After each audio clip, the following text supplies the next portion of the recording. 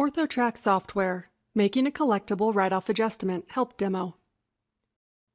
Problem: a patient has not paid his bill in over 90 days and has been sent to collections. Solution: in order to reflect that the patient's bill has been sent to collections, a write-off adjustment must be posted to the patient's ledger. Let's take a look at how to post the write-off adjustment. From the patient's chart, click the Financial Functions icon. Next, click the Adjustments icon, represented by the pencil eraser. In the Type of Adjustment section, select Write-Off. In the Type of Write-Off section, select Collectible. Enter the amount of the write-off as a negative dollar amount in the write-off amount field. Enter a note in the comment text box to explain the write-off, and then click Post.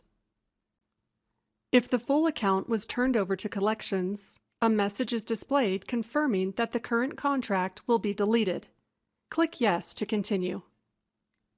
Select the ledger icon to view this transaction on the patient's ledger. Notice that the write-off adjustment is displayed in pink and the related note is displayed in purple. This concludes the help demo, making a collectible write-off adjustment.